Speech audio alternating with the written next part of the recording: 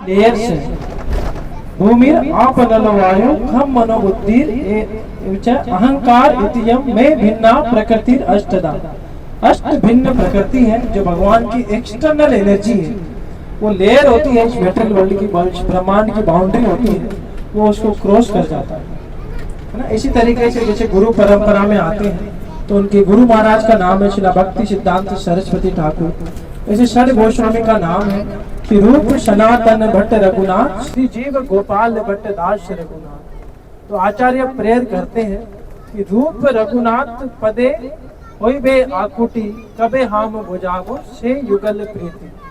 कि राधा और कृष्ण के दर्शन मुझे तभी हो सकते हैं जब मैं बहुत ही ईगर हूँ जो गोस्वामी ने जो शास्त्र लिखे उनको पढ़ने के लिए। रूप रघुनाथ पदे रहूं सदा मोरे आज प्रार्थना करो है सदा नरोत्तम दास। कि मैं हमेशा रूप और सनातन के चरणों में रहूं, जन्म आफ्टर जन्म, लाइफ आफ्टर लाइफ, यही मेरी इच्छा है और इसी के लिए मैं हमेशा प्रार्थना करता हूं। तो वृंदावन हमको कैसे जाना है, ये बहुत ही सुंदर लीला आती श्रीमद् भागवतम में। आज के 5000 साल पहले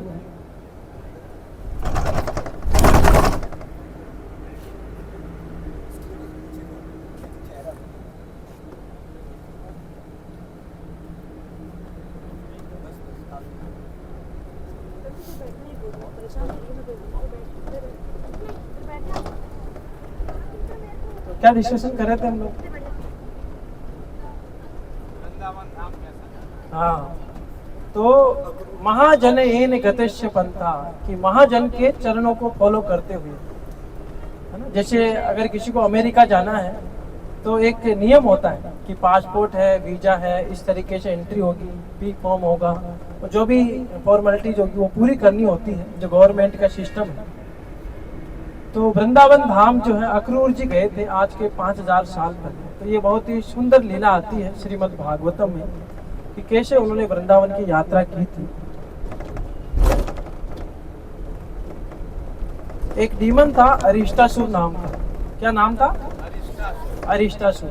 वो आया था बुल के रूप में, बेल के रूप में, है ना। कंस का भेजा हुआ राक्षस था। तो इतना भयानक राक्षस था वो कि जब वो वृंदावन आया था तो उसके पैरों से पूरी धरती हिलने लगी, जैसे मानो भूकंप आ रहा हो। और इतनी जोर से उसकी आवाज थी, जैसे गाय और बैल जब आवाज करते हैं।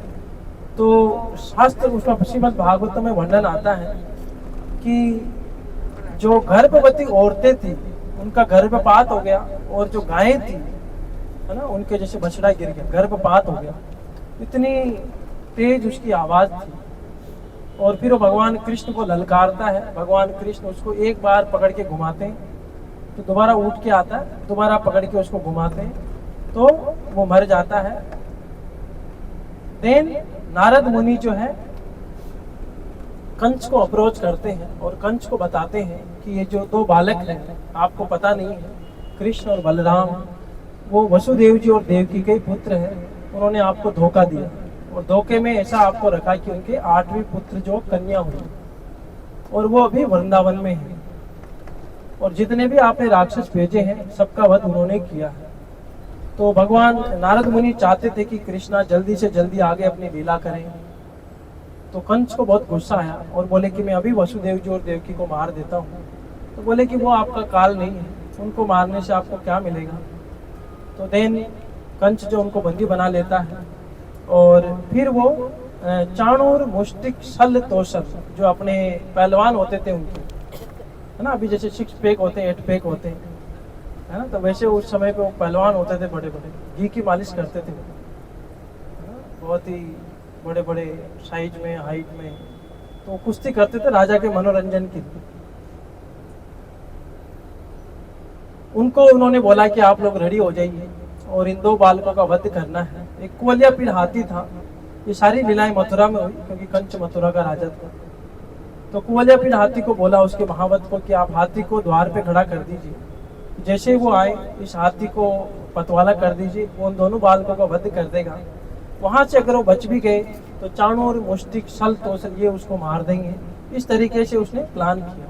फिर वो अक्रूर जी को बुलाता है केशी डीमन को बुलाता है पहले और उसको बोलता है कि तुम जाओ और उन दोनों बालकों को, जिनका नाम कृष्ण बलराम है, उनका वध कर दो। तो फिर वो अक्रूर जी को बुलाता है और उनसे हाथ मिलाता है और उनसे बोलता है कि अक्रूर जी, आपका यदु डायनेस्टी में जन्म हुआ है, यदु वंश, आपसे अच्छा मित्र मेरा कोई नहीं है। आपके लिए मैंने एक स्पेशल सोने का रथ बनाया है, आप तुरंत वृंदावन जाइए और कृष्ण बलराम को लेके आइए मल्ल युद्ध के लिए, ताकि वो यहाँ पे मनोरंजन कर सके। फिर वो सारी प्लानिंग बताता अक्रूर जी को कि वो जैसे ही वो बालक आएंगे वो हाथी उनको मार देगा, उससे बच गए तो ये पहलवान उसको मार देंगे, और उसके बाद में मैं जो है नंद महाराज, यशोदा मैया और ये जो वसुदेव जी देवकी है, इन सब का वध कर दूंगा। मेरे पिताजी उग्रसेन का भी मैं वध कर दूंगा, क्योंकि ये मेरी राजनीति में आड़े आते हैं। और उसके बाद में मेरे मित्र है नरकासुर, बाणासुर, शंबरासुर, तो ये मेरे बहुत अच्छे मित्र हैं, ताकि मैं आराम से राज कर सकता हूँ। तो ये योजना वो अक्रूर जी को बताते हैं। अक्रूर जी उनको समझाते हैं कि देखो, जब तक भगवान की इच्छा नहीं होगी, आपकी कितनी भी योजना बना लें वो पूरी नहीं होगी। उसके बाद में फिर वो केशी डीमन वहाँ पे जाता है और भगवान उसको मारते हैं। उसके बाद में नारद मुनि कृष्णा को अप्रोच करते हैं और सारी भविष्यवाणी बताते हैं कि भगवान, मैं जो देख रहा हूँ कि आप परसों के दिन, जैसे आज उन्होंने अक्रूर जी को बुलाया, कल सुबह अक्रूर जी निकलेंगे, तो एक दिन उनको लगेगा, फिर वो परसों उनको लेके आएंगे कृष्ण बलराम को सुबह। तो परसों के दिन नारद मुनि बोलते हैं कि मैं देख रहा हूँ कि चाणूर, मुष्टिक, शल, तोशल सब मर जाएंगे आपके हाथों से, कुवलिया पीड़ हाथी भी मर जाएगा, कंस भी मर जाएगा, और उसके बाद में आप जो है नरकासुर का भी वध करेंगे जब आप द्वारिका की लीला करेंगे तो। और इस तरीके से आगे आगे आपकी जो शादियाँ होगी वो बहुत ही चिवलरस वे में, क्षत्रिय वे में होगी, है ना। 16,108 रानियाँ थी भगवान कृष्ण की, तो हर एक रानी जो है उन्होंने युद्ध करके शादी की थी। इस तरीके से बताते हैं आगे आगे कि, है ना, जो भी भगवान की लीला हुई उनके बारे में बताते हैं। शमंतक मणि वाला पास टाइम होगा, और उसके बाद में ये लीला आती है कि अक्रूर जी को जैसे ही बोला तो व्योमासुर भी वहाँ पे एक राक्षस आया था, उसको भगवान ने मुंडी पकड़ के और मार दिया। उसके बाद में अक्रूर जी वृंदावन के लिए प्रस्थान करते हैं। तो सुबह सुबह अक्रूर जी निकलते हैं जैसे हम लोग निकले हैं, है ना, सुबह सुबह जल्दी, वो सोने का रथ था। तो जब अक्रूर जी वहाँ से निकलते हैं तो वो यही सोचते हैं कि आज मैं बड़ा पुण्यवान हूँ, आज मेरे भाग्य उदय हुआ है। ये सड़क थोड़ी खराब आ गई है क्योंकि हम लोग पहुँचने वाले हैं। तो अक्रूर जी सुबह सुबह निकलते हैं और ये सोचते हुए कि आज मेरे पुण्य उदय हुए हैं, कि आज मैं वृंदावन जा रहा हूँ, आज मैं भगवान कृष्ण और बलराम के साक्षात दर्शन करूंगा। तो उनकी आंखों के बारे में वो सोचते रहे कि भगवान की जो आंखें हैं बहुत ही सुंदर है। श्रीरंगम एक जगह है दक्षिण भारत में, वहां पे एक लीला हुई थी जब रामानुजाचार्य वहीं पे रहते थे। तो रंगनाथ जी का वहां पे विग्रह है, बहुत बड़ा विग्रह है, लेटा हुआ है भगवान। क्षीरोदक्षय विष्णु के रूप में भगवान वहां पे हैं।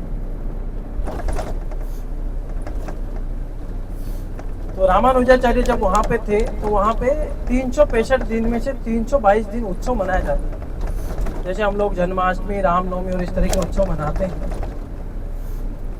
तो एक लड़का था, सेठ आदमी था, यानी कि अमीर रिच पर्सन था। तो एक लड़की से बहुत ही अटैच था वो। तो उसको शर्म भी नहीं आती थी कि वो मंदिर जा रहा है, वो उसको ही देखता रहता। वो मंदिर जाएगी तो वो जाएगा, नहीं तो कहीं जाता ही नहीं। वो कुछ खाएगा तो उसको देखते हुए खाता था, नहीं तो कुछ खाता भी नहीं। तो मंदिर में आया हूँ, उसी बहुत बड़ा मंदिर है, रथ यात्रा चल रही जैसे हमारे मंदिर में पल्लकी होती है। तो वहां पे वो रंगनाथ जी का जो छोटा उत्सव विग्रह है पल्लकी में बिठा के निकाल, तो वो उनकी तरफ नहीं देख रहा, उसकी तरफ ही देख रहा। उसने अमरेला कर रखा उसके। तो जब रामानुजाचार्य ने ये नोटिस किया तो बोले ये पर्सन कौन है और ये लेडीज कौन है और ये पब्लिक में ऐसे बिहेवियर कर रहा है।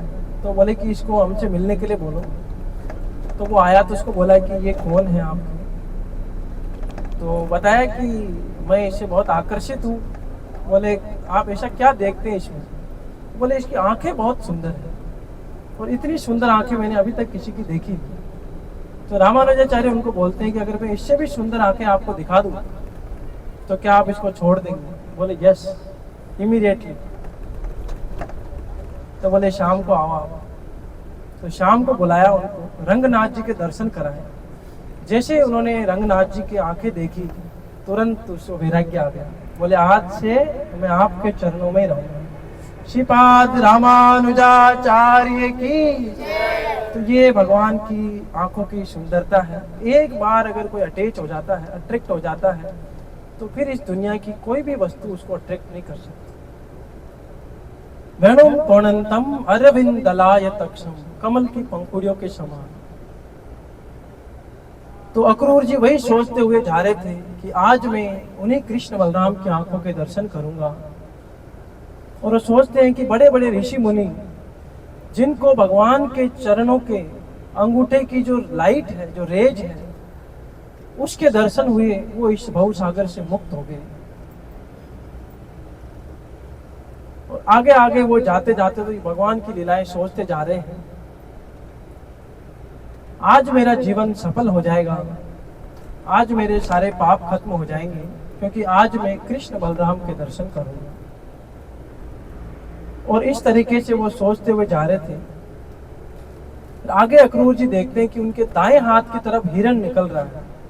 तो बोले कि ये बहुत ही शुभ चिन्ह है। जैसे अगर हम लोग गाय के दर्शन करके जाते हैं, श्रीमद् भागवत में वर्णन आता है कि जब भगवान कृष्ण अपने महल से 16,108 महल थे, हर एक रानी का एक महल था, उनसे निकल के सुधर्मा हॉल में जाते थे अपनी पॉलिटिकल जो मीटिंग होती थी उसको अटेंड करने। तो 6 चीजों को वो टच करके जाते थे। एक तो था तांबा, गोल्ड, ज्वेलरी, फायर, मिल्क और कर्ड, दही। इन चीजों को वो टच करके जाते थे, जो बहुत ही ऑस्पिशियस होती है। 13,084 यानी कि 13,084 काउज वो डेली डोनेट करते थे हमारी हिंगोलिया गौशाला। एक गौशाला रोज दान देते थे। यहाँ तो गाय मरी हुई आती है बहुत ही बुरी दयनीय स्थिति में, वो नहीं, वैसे गाय नहीं थी। उनके जो शींग थे वो चांदी के, उस पे गोल्ड की लेपिंग होती थी। उनके खुर जो होते थे उन पे सिल्वर लेपिंग होती थी। उनके ऊपर जो कपड़ा होता था वो सिल्कन का कपड़ा उड़ाते थे और वो ब्राह्मण को दान देते थे। तो रोज भगवान ये एक्टिविटी उनकी रहती थी। देन भगवान कृष्ण जो है एक सिल्वर की गाय रखते थे, एक संगमरमर की गाय रखते थे, उनको टच करके दर्शन करके जाते। तो ये बहुत ही ऑस्पिशियस होता है। शहरों में जनरली गाय देखने को नहीं मिलती, तो हम लोग भी घर में स्टोन की गाय रख सकते हैं, मार्बल की या फिर संगमरमर की या फिर सिल्वर की, गोल्ड की, जो भी हमारी कैपेसिटी हो, उसके दर्शन करके ही हम लोग जब भी काम करने जाएं।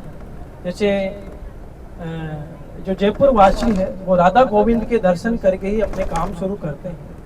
तो वहाँ पे भी गाय है ना, पीछे मंदिर के पीछे। और इसी तरीके से जो वृंदावन वासी है वो राधा दामोदर, राधा रमन, राधा मदन मोहन, राधा गोविंद, इनके दर्शन करते हैं, राधा गोपीनाथ, फिर अपना काम शुरू करते हैं। तो ये बहुत ही शुभ रहता है। तो अक्रूर जी यही सोच के निकले। तो उन्होंने जैसे देखा तो आज बहुत ही शुभ दिन है, हिरण मेरे दाएं हाथ की तरफ निकल रहा है, तो आज बहुत शुभ दिन है, आज मुझे भगवान के दर्शन जरूर हो जाएंगे। फिर वो याद करते हैं कि भगवान कृष्ण जहाँ पे रह रहे हैं वो भगवान का गोलोक वृंदावन है, साधारण जगह नहीं है। जैसे PM हाउस है, CM हाउस है ना, उसका एक एरिया लोकेटेड होता है ना, एक पर्सनल घर होता है। उसी तरीके से भगवान का एक धाम है। तो बोले कि विष्णु का जो धाम है वो वैकुंठ है, और भगवान कृष्ण जो है वो ओरिजिनल विष्णु है ना। विष्णु जी जो है भगवान कृष्ण का एक्सपांशन है, ओरिजिनल विष्णु जो है वो कृष्ण है। तो वो ये सोचते हैं कि आज गोलोक धाम के उस जगह के मुझे दर्शन होंगे जहाँ पे भगवान के चरण कमल पड़ते हैं, रोज भगवान गाय चराने जाते हैं। इस तरीके से सोचते हुए आगे बढ़ते हैं। और आगे वो सोचते हैं कि भगवान की जो लीलाएं हैं वो बहुत जरूरी है। भगवान का जो नाम है, भगवान की जो रूप है, नाम रूप गुण, जो उनकी क्वालिटीज है, 64 क्वालिटी शिला रूप गोस्वामी एक्सप्लेन करते हैं कि कृष्णा अतीव सुंदर मतलब होता है कि इस बॉडी में जितने भी अंग हैं, जैसे अभी हमने आंखों के बारे में डिस्कस किया, तो भगवान के जो जैसे 4 हेड है ये बहुत ही ब्रॉड है, चेस्ट बहुत ब्रॉड है, हर एक अंग उनके जो अंग है 7 जगह से रेड है। जैसे अंगुलियों के जो है ना, इनको क्या बोलते हैं, टोपे है ना, ऊपरी हिस्से जो है ये रेड है, और उनकी हथेलियां है, पैर के तलवे हैं। इस तरीके से भगवान के जो है ना हर एक अंग बहुत ही परफेक्ट तरीके से बना हुआ है, तो अतीव सुंदर। और उनको सारी भाषाएं आती है।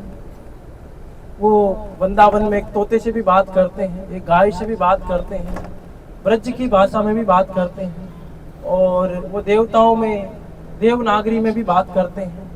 तो सभी भाषाएं भगवान को आती है। तो इस तरीके से भगवान का नाम है, भगवान का रूप है, भगवान के गुण हैं, भगवान की लीलाएं हैं। त्रिविक्रमा, जैसे वामन देव जब आए थे तो 3 पग धरती उन्होंने बलि महाराज से मांगी थी। तो ऐसे भगवान की जो रूप है, नाम है, गुण है, लीला है, वो इस संसार में बहुत जरूरी है। इसके बिना ये जो मनुष्य जीवन है ये मृत शरीर के समान है। मृत शरीर का मतलब क्या होता है कि उसका कोई यूज नहीं है।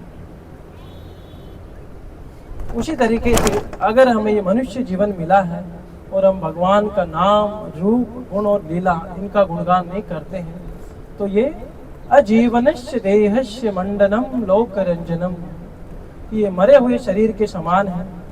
कई जगह ये परंपरा है, जब किसी के रिलेटिव की डेथ हो जाती है तो मरे हुए शरीर को वो सजाते हैं, उनको कुछ गहने पहनाते हैं और उनके चेहरे को सजाते हैं, मेकअप करते हैं कुछ, क्योंकि ताकि वो अच्छा दिखे। अब वो अच्छा दिखे या नहीं दिखे, वो तो मर गया, उसका क्या लेना देना।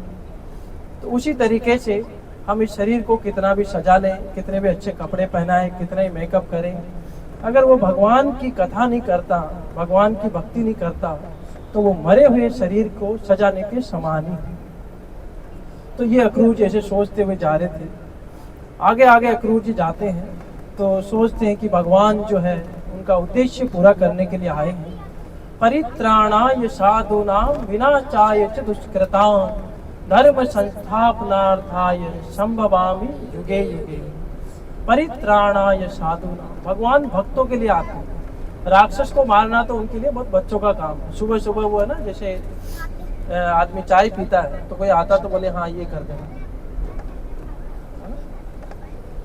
परिवार को आदमी समय देता है, उनको ऐसे ही नहीं करता। परिवार के साथ घूमने जाएगा तो 7 दिन के लिए, कुछ ऑफिस का काम होगा तो चलो ठीक मैं साइन कर देता हूँ, आप देख लें। तो भगवान ऐसे ही सुबह सुबह कैसी डीमन आया, 2 मिनट में उसको निपटाया, फ्री किया, है ना। देवता लोग बारिश करते हैं फूलों की, कि इतना बड़ा राक्षस जो चल रहा तो उसकी धरती कांप रही है, और भगवान ने उसको खेल खेल के सुबह सुबह ही, वो गाय चराने गए भी नहीं थे, घर पे ही थे, उससे पहले उसको मारा। फिर वो खेलते खेलते गाय चराने जाते, फिर एक और राक्षस आया, चलो बोले तुम भी आ जाओ, तो उसको भी निपटा दिया। तो ऐसे वो मारते थे। तो भगवान को, राक्षस को मारना उनके लिए कोई बड़ी बात नहीं। परित्राणाय साधूनां विनाशाय च दुष्कृतम्। आदमी ज्वेलरी खरीदने जाता है तो प्लानिंग करके जाता है कि ये डेबिट कार्ड है, ये कार्ड है, यहाँ से ये लेना है, कौन सी ज्वेलरी लेनी है। तो आते आते चलो कुछ पेन भी ले लेते हैं, चप्पल भी लेते हैं, उनके लिए प्लानिंग करके नहीं जाता है ना। तो परित्राणाय साधूनां, भगवान आते हैं डिवोटी के लिए। आए हैं तो 2-4 राक्षस को भी निपटा जाते हैं। विनाशाय च दुष्कृतां धर्म संस्थापनार्थाय संभवामि युगे युगे। और धर्म की स्थापना के लिए भगवान आते हैं। और रियल जो धर्म है वो सर्वधर्मान् परित्यज्य मामेकं शरणं व्रज, यही रियल धर्म है।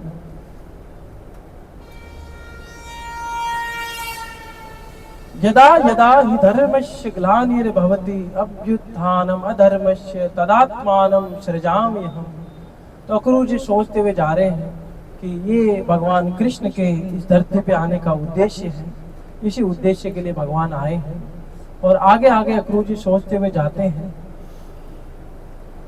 कि आज मैं वृंदावन जा रहा हूँ तो मैं भगवान कृष्ण के दर्शन करूंगा, और मैं कंस का भेजा हुआ एक दूत हूँ, लेकिन मैं वहां जाऊंगा और जो गोप बालक भगवान को वर्शिप करते हैं, प्रेयर करते हैं, मैं उसमें शामिल हो जाऊंगा। क्योंकि कृष्णा जो है वो त्रिभुवन, तीनों लोकों के मास्टर है, सभी जीवों के हृदय में परमात्मा के रूप में रहते हैं। तो आज मैं उन कृष्ण के जो प्रेयर ऑफर करते हैं, जो गोप बालक, उनमें शामिल हो जाऊंगा। तो भगवान कृष्ण भी मुझे अपना समझ लेंगे और मेरे सिर पे हाथ रखेंगे तो मेरा जीवन सफल हो जाएगा। फिर वो आगे याद करते हैं कि भगवान बहुत दयालु है, कि उन्होंने, इंद्र ने एक बार भगवान कृष्ण को थोड़ा सा जल अर्पित किया था तो भगवान बहुत खुश हो गए। बलि महाराज ने 3 पग धरती भगवान कृष्ण को दी थी तो भगवान उसके डोर कीपर बन गए।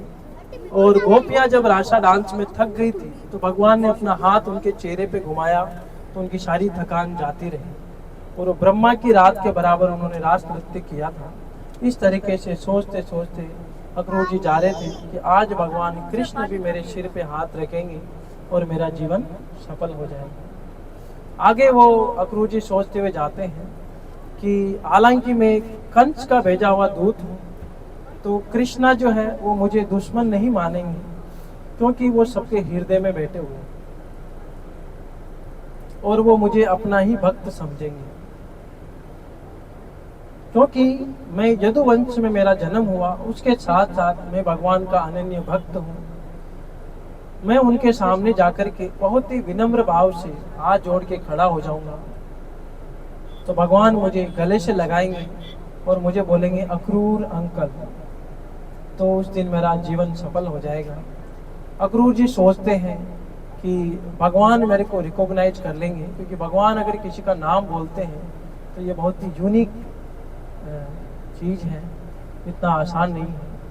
तो ये सोचते हुए वो जाते हैं, और अगर भगवान किसी को रिकॉग्नाइज नहीं करते, किसी की सेवा को, तो कोई मतलब नहीं है। भगवान जब शांति दूत बन करके गए थे महाभारत में, तो दुर्योधन को लगता है कि मैं बहुत अमीर आदमी हूँ, हस्तिनापुर का युवराज हूँ। तो भगवान बोले कि मुझे इनकी कोई ज़रूरत नहीं है, मैं विदुर जी के घर पे जाऊँगा। तो विदुर जी के घर पे वो भोजन प्रसादी लेते हैं, केले के छिलके खाते हैं, है ना, उनको कोई ज़रूरत नहीं है। तो वो भगवान की यूनिक पोजीशन है, लेकिन वो अपने डिवोटी को रिकॉग्नाइज करते हैं।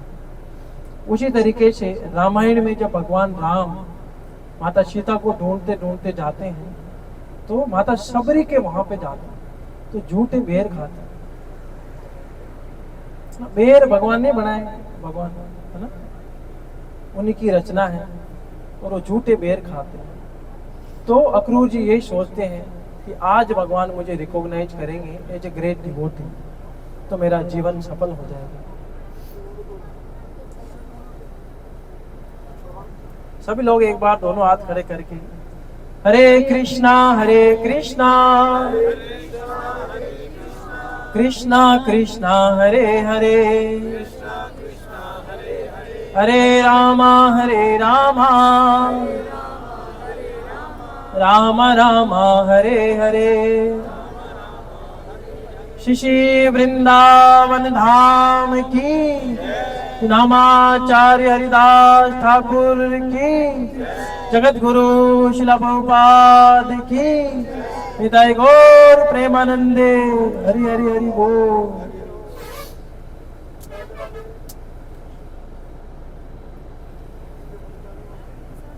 तो इस तरीके से अक्रूर जी सोचते हुए जा रहे थे। कहाँ पे पहुंच गए हम लोग? क्या लीलाएं चल रही थी अक्रूर जी? मन में चल रहा है कि मैं दर्शन करूंगा। हाँ। आज प्रभु मुझे पहचाने, हाँ, प्रभु मुझे रिकॉग्नाइज करेंगे, जैसे हाँ, हमने एग्जांपल आपने दिए शक्ति को, जैसे प्रभु मुझे रिकॉग्नाइज करेंगे। तो ये वो सोचते हुए जा रहे थे। आगे आगे अक्रूर जी बढ़ते जाते हैं। सुबह से वो निकले हैं फिर वो सोचते हैं कि कृष्णा मेरा हाथ पकड़ के मुझे घर ले जाएंगे, है ना, और मेरे को सम्मान से पूछेंगे कि कैसे आपका राजा जो है कैसे चल रहा है, राज्य कैसे चल रहा है, राज काम कैसे चल रहा है। इस तरीके से सोचते सोचते अक्रूर जी शाम को मथुरा से वृंदावन पहुंच गए। उनको समय का भान भी नहीं रहा कि कब वृंदावन आ गया है। और जैसे वो वृंदावन पहुंचे तो वृंदावन की जो धरती है उस पे भगवान कृष्ण और बलराम के जो चरण कमल है वो अंकित है।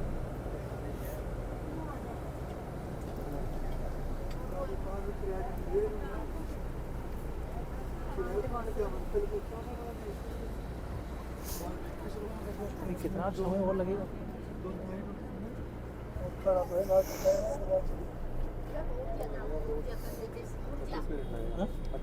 ठीक।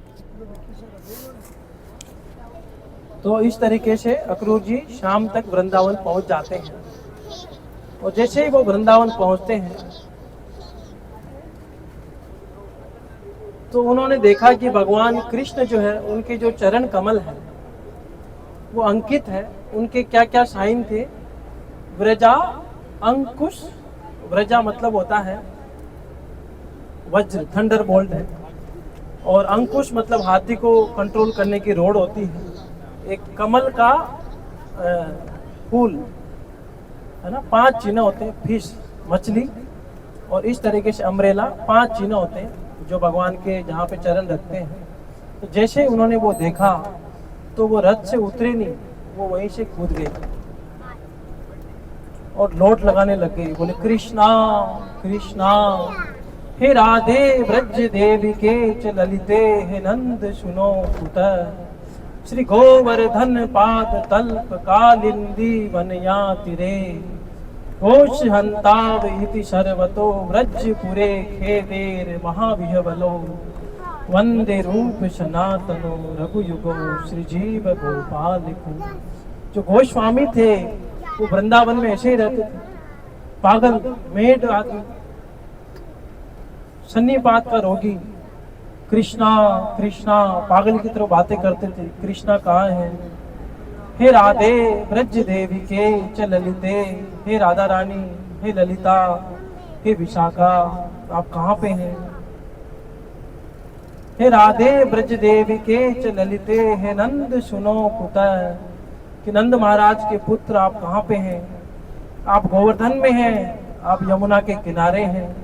होश हंताव इति सर्वतो व्रजपुरे खेदे, पागल की तरह वो दिन रात ढूंढते रहते थे, कृष्णा कृष्णा, हे ललिता, हे विशाखा, मधुमंगल, श्रीधाम। तो उसी तरीके से जैसे अक्रूर जी ने देखा कृष्णा कृष्णा करते करते वो लोट लगाने लग गए, उनकी आंखों से आंसू आने लग गए, उनकी बॉडी में सारे बाल खड़े हो गए, अनकंट्रोलेबल सिचुएशन हो गई। साधारण आदमी उसको समझ नहीं सकता। और फिर वो देखते हैं कि कृष्ण बलराम गाय का दूध निकालने जा रहे हैं। ये मौका भी सभी को नहीं मिलता। आदमी शहर में तो गाड़ी चलाता, धुआं निकालता है, उससे ज्यादा मौका उसको मिलता नहीं। गाय के दर्शन ही नहीं होते, है ना। दूध निकालना बहुत आनंद आता है, गाय की सेवा करने में, ये मौका सभी को मिलता नहीं है। तो वो बहुत सुंदर प्रेयर करते हैं, वो मैं आपको सुनाता हूँ कि किस तरीके से उन्होंने कृष्ण और बलराम के दर्शन किए। श्रीमद् भागवत में सुखदेव गोस्वामी परीक्षित महाराज को बता रहे हैं, तदर्शम कृष्णम रामम च व्रजे गोदोहनम गतो। तदर्शम उन्होंने देखा कृष्णम रामम च, कृष्ण और बलराम को, व्रजे गोदोहनम गतो। व्रजे मतलब वृंदावन की धरती है। इस धरती पे नंद महाराज के 9 लाख गायें थी और ऐसे यहाँ पे बहुत सारी गायें थी हर घर में। तो गायें यहाँ पे चलती थी तो उनके खुरों से मिट्टी पवित्र हो जाती है, उसको बोलते हैं व्रज, व्रज की रज। तो अगर आप किसी भी गौशाला में जाएंगे जहाँ पे गायें घूमती है, उसकी रज में और ये जो सड़क की जो रज होती है शहर की, उसमें बहुत फर्क होता है। इसको तो रज नहीं बोलते, ये तो मिट्टी है, मिट्टी भी नहीं होती अब तो शहर में, तो उसको बोलते हैं व्रज। कि गायें वहाँ पे चलती थी तो वो मिट्टी होती थी, शाइनिंग करती, चमकती है ना। वृंदावन में आप जाएंगे तो मिट्टी शाइन करती, गोकुल में, गोवर्धन परिक्रमा में। गोदोहनम गतो, गतो मतलब दो लोग जा रहे हैं, है ना, संस्कृत में ये वर्ड आता है। तो गाय का दूध निकालने के लिए वो दोनों ही जा रहे हैं, कृष्ण बलराम, है, उनके इतने नौकर चाकर हैं। 33 करोड़ देवी देवता एक ब्रह्मांड में, 33 डेमीगॉड है, 1-1 करोड़ उनके सर्वेंट हैं, और उनकी इच्छा से वो काम करते हैं, उनको कुछ करना नहीं पड़ता। सूर्य उनके डर से रोशनी देता है, समुद्र उनके डर से अपनी सीमा नहीं लांघता है, हवा उनके डर से चलती है। वो भगवान कृष्ण बलराम यशेक निश्वसिति काल मथावलंब्या जीवंति लोम विनजा जगदंड नाथा विष्णुर्य महान कला विशेषो गोविंदमादि पुरुषम तमहम भजामि। वो कृष्ण का जो एक्सपांशन है, महाविष्णु, उनके रोम रोम से एक यूनिवर्स निकलता है। वो कृष्णा बलराम गाय का दूध निकालने जा रहे हैं। ये अक्रूर जी देखते हैं। पीत नीलांबर धरो शरद अंबुरे क्षणो, कि पीत नील अंबर, उनके जो ड्रेस का जो कलर था, कि पीत मतलब होता है गोल्डन कलर, जिसको है ना, जैसे पीत को क्या बोलेंगे, गोल्डन कलर ही बोलते हैं, कनक, येलो येलो, और नीला ब्लू कलर। तो कृष्णा जो थे उन्होंने येलो कलर का कपड़े पहन रखे थे, बलराम जी ने ब्लू कलर के कपड़े पहन रखे थे। अंबर धरो शरद अंबुरे ईक्षणो, जो शरद ऋतु जब आती है तो उसमें पानी एकदम शुद्ध हो जाता है। अभी जैसे चातुर्मास चल रहा है और ये ऋतु खत्म होने के बाद में शरद ऋतु आती है, तो उसमें जो तालाब होते हैं, जो नदियाँ होती हैं, उनका जो पानी होता है वो बहुत ही शुद्ध हो जाता है। उसमें जो कमल के फूल खिलते हैं बहुत ही सुंदर दिखते हैं। तो शरद अंबुरे ईक्षणो, उनकी जो आंखें हैं वो उसी तरीके से सुंदर, इतनी सुंदर उनकी आंखें हैं जो अक्रूर जी ने देखा है। किशोरो श्यामल श्वेतो श्रीनिकेतो बृहद भुजो, किशोरो बहुत ही यंग एज में, किशोर एज में है। श्यामल श्वेतो, श्यामल मतलब भगवान कृष्ण का जो कलर है वो बादलों के कलर का है। ब्रहावतंसम अचितांबुद सुंदर अंगम, और श्वेतो व्हाइट कलर के जो है वो बलराम जी है। श्री निकेतो, श्री मतलब होती लक्ष्मी, निकेतो जो उनके समीप ही रहती हमेशा, उनको छोड़ के कभी नहीं जाती। लक्ष्मी का एक नाम है चंचला, और भगवान कृष्ण का नाम है चंचलापति, कि वो चंचला के पति है, मास्टर है। तो लक्ष्मी उनको छोड़ के कहीं नहीं जाती। तो श्री निकेतो, लक्ष्मी हमेशा जिनके शरण में रहती है। बृहद भुजो, उनकी जो भुजाएं हैं बहुत स्ट्रॉन्ग है, ये अक्रूर जी बता रहे हैं। सुमुखो सुंदर वरो बलद वृद्ध विक्रमो, सुमुखो सुंदर, उनके जो चेहरा है इतना सुंदर, इतना ब्यूटीफुल। सुंदर वरो बलद वृद्ध विक्रमो, और वो जो चल रहे हैं तो जैसे हाथी चलता है ना, रॉयल वे में।